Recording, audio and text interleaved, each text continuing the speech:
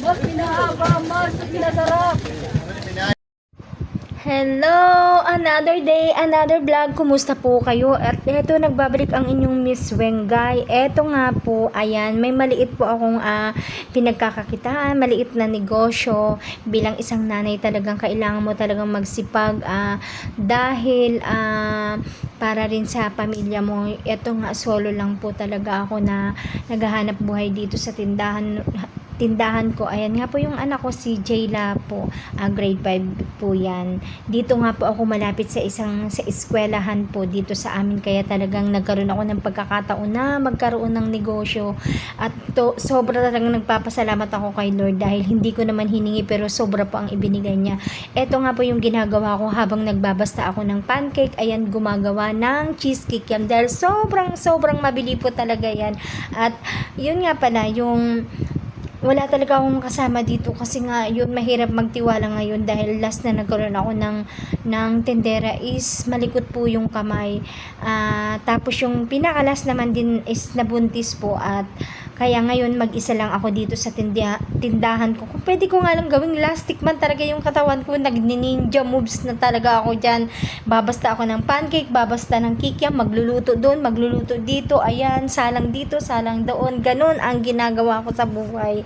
Pero hindi talaga kayang hindi pwedeng mapagod dahil nanay tayo para sa pamilya natin. Talagang nagmamadali ako dyan dahil pagdating ng alas 10, ang dami pong bumibili, hindi ko na po kinakaya at nauubusan na po talaga ako ng oras.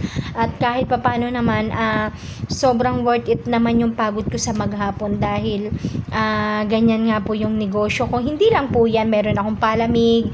Yan nga po ang una kong binabasta sa umaga, pancake, kikiam, at magluluto, at mamaya po mga palamig at kung ano-ano nga po na idinadagdag ko dyan sa tindahan ko ng mga paninda. Sobrang busy pero kinakaya. At eto, natapos nga po yung pagdating ng alas 12, eto, kumakain ako dahil sobrang gutom na talaga. Ayan, munggo nga yung ulam ko dyan.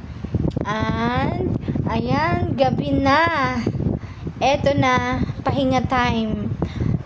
Ganyan ang ginagawa ko pagdating ng gabi. Ayan, mag-cuddle sa aking may loves na si Cookie. Ayan. At tapos yan, manonood ng TV, konting pahinga at relax lang talaga ang buhay namin. Ang buhay ko, syempre kailangan kong i-relax dahil sobrang pagod talaga sa buong araw ng simula umaga hanggang alas 7 ng gabi. At eto na nga, pagdating ng gabi nga, ayan, kailangan natin maghilamos, maglinis, konti sa ating mukha para naman naalagaan natin ang ating sarili kahit naman is sobrang pagod natin, hindi natin pwedeng pabayaan yung sarili natin. Ayan yung buhay ko sa araw-araw. Ito yung anak ko, talagang knockdown na yan dahil galing nga po yan sa school. Talagang gigisingin ko pa yan kasi sobrang hirap na yan sa sarili niyang antok. Ayan nga po, at nakaakyat na kami sa taas at ready na talaga matulog. Ayan, dalawa lang kami dyan. Tapos pagdating naman ng umaga, eto, it's time to pamamalengke. Ayan po yung bayan namin dito sa Montalban. Napakalinis po yan, talagang lahat ng mga nagwawalis dyan talagang malinis po sila sa araw-araw, hindi pwedeng hindi walang nagwawalis. At eto, nakarating na nga po ako dito sa una kong istasyon ng pamamalengke, mga frozen, mga kikiam, fishball, at kung ano-ano pa, mga palamig, mga needs ko po nga po sa tindahan. Ayan, sabi ng tendera, ba't daw ako sabi ko, yun nga, naka-video ako. At dahil mabagal sila sa pagbabasta ng mga pinamili kong mga paninda, ayan, ako na nga lang nag-serve para sa sarili ko. Kaya ko naman syempre para mas mabilis yung pamimili natin, tumulong na lang tayo. Pwede naman talaga dito sa tindahan. And then pagdating ng tanghali, ayan, kailangan nating magwalis dahil sobrang maraming dahon dito na nagkakalat sa tapat ng bahay dahil merong puno ng ano bang tawag nito? Acacia.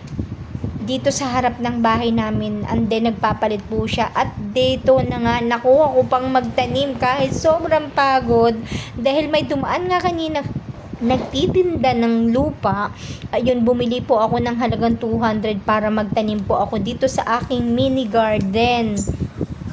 At dahil may itatanim po ako na siling yung bell pepper ba, and then yung cherry tomato, at saka yung sweet basil. Sana nga po mabuhay. Ayan nga, sobrang busy talaga. Ewan ko, talagang hindi ako nauubusan ng energy. Hindi ko nga din alam. Pero syempre, nagpapasalamat tayo sa Panginoon dahil binibigyan niya tayo ng kalakasan sa araw-araw. Ayun naman, tingnan mo ba naman, buong araw, simula umaga hanggang gabi, wala talaga niyan tigil. Sabado dyan. Dahil Sabado nga po yan. Yan po yung ginagawa ko. Hindi ako naubusan ng oras sa